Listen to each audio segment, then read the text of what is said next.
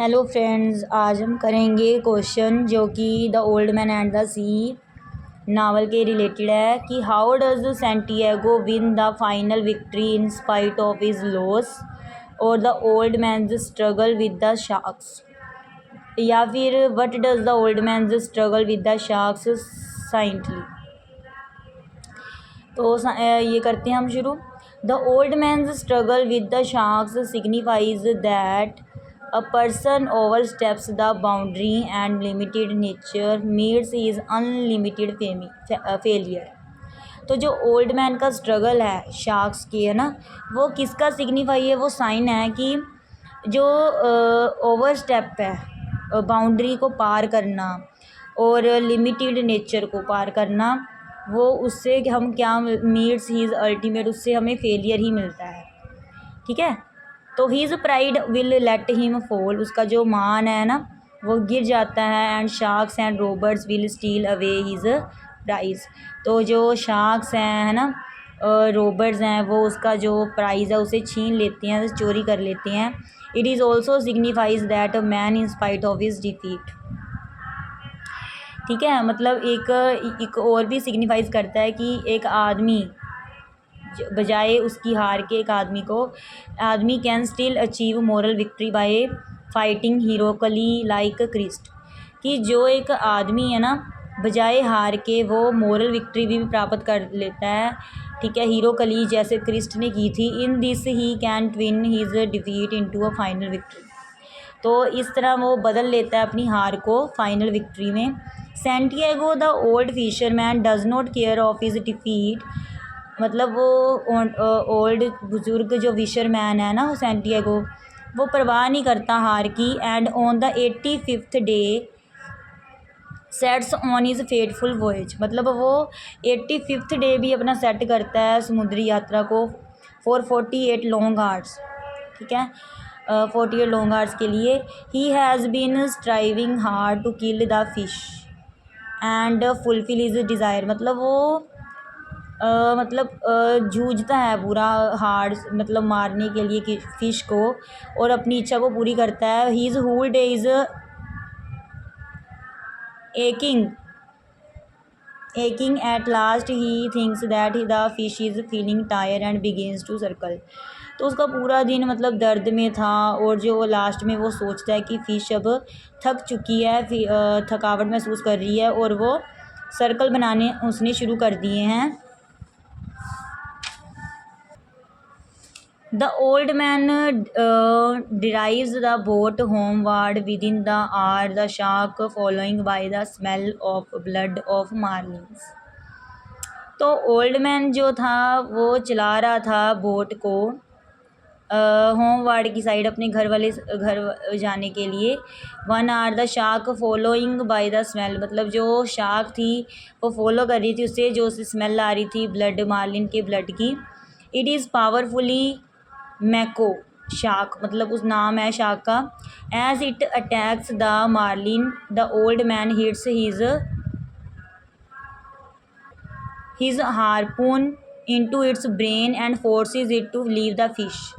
मतलब पता है क्या है कि जो ओल्ड मैन था ना, उसने एक मार्लिन, मतलब शार्क थी, उसे पकड़ लिया था। ठीक है, लेकिन एक शार्क और थी, मैको शार्क, उसको स्मेल आ गई उसके ब्लड की, मार्लिन की, है ना, तो वो उसका पीछा करने लगी तो उसने अटैक कर दिया मार्लिन पर। ओल्ड मैन ने उसे, जो उसके हाथ में था हार्पून, उसे उसके ब्रेन पर मारा, फोर्सेस, मतलब पूरी कोशिश की कि वो फ़िश को छोड़ दे।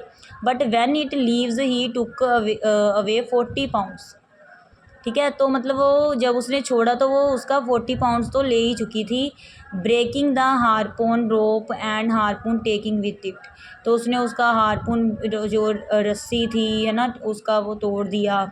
The old man fears that it will attack more sharks but he will not defeated, तो ओल्ड मैन डर गया कि ये अटैक करेगा ज़्यादा शार्क्स पर फिर वो मतलब वो फिर भी डरा नहीं, वो डिफीटेड मतलब हारा नहीं वो।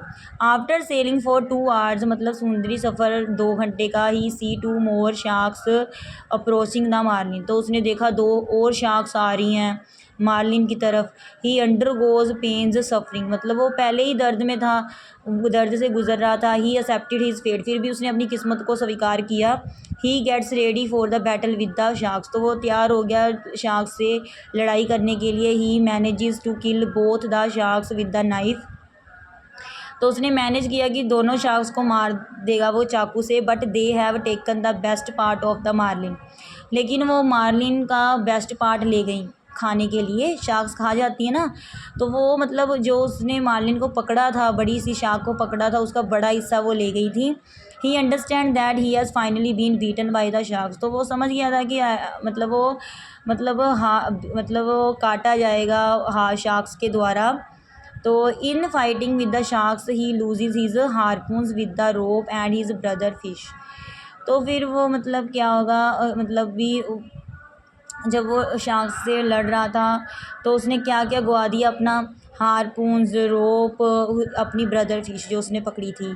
Santiago has learned the great truth, तो उसे एक सच्चाई, बड़ी सी सच्चाई जो है वो उसने सीखा, एक सबक सीखा। ही understand that did not cross the boundaries of human existence, तो उसने ये समझा कि कभी भी क्रॉस नहीं करनी चाहिए ह्यूमन एक्सिस्टेंस की बाउंड्रीज़ को।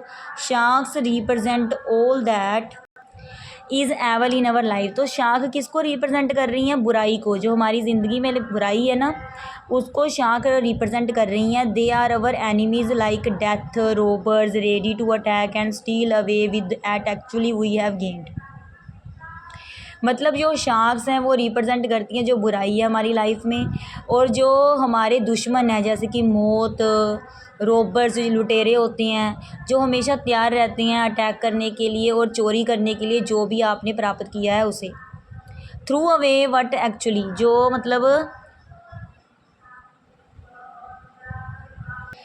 वो दूर हो जाता है जो असल में होता है। Therefore when Santiago crosses the set limits he to play for it, मतलब जब वो सैंटियागो पार करता है ना अपनी हदों को तो वो बहुत दूर चला जाता है। But he does not take away his hand win prize to the sharks, ठीक है, तो लेकिन वो नहीं लेकर आता अपने, है ना, मतलब जो प्राइज़ है उसका शार्क्स का। ही इज़ वेपनलेस, तो उसके मतलब वो शार्क्स अटैक कर देती हैं, उसके बाद वेपन भी नहीं होता, हथियार बिना हथियार के होता है वो। He is like Jesus who bears all types of pain sufferings, तो वो ऐसे लगता है जैसे जैसीज होती हैं जिन्होंने मतलब सारे दर्द को सहन किया, सारे किस्म के दर्द को। Theme of the novel, the story is the novel may be different in hearing और वॉचिंग, मतलब स्टोरी जो है ना वो डिफरेंट है देखने में और सुनने में। This story showing man's struggle, तो ये स्टोरी ह्यूमन के जो आदमी का संघर्ष है उसे शो कर रही है।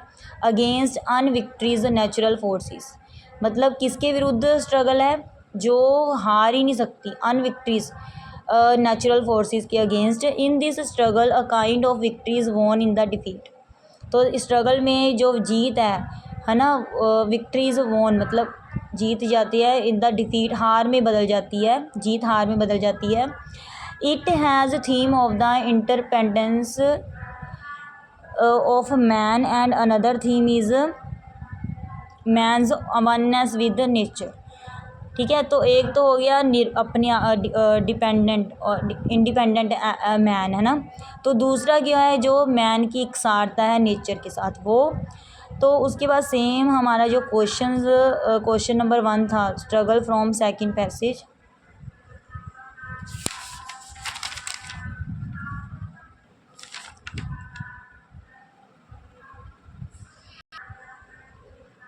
तो ये जो था ना ये थीम है, और थीम में आप क्या कर सकते हो, सेम एज क्वेश्चन नंबर 1 जो हमने ये किया था ना क्वेश्चन कि कैसे उसने जो स्ट्रगल था उसका ना शार्क्स के, वो आप यहाँ देखो सैंटियागो से शुरू करके, है ना, ये सारा आप लिख सकते हो, ये वाला क्वेश्चन का आंसर इसमें लिख सकते हो थीम में, ठीक है। थैंक्स।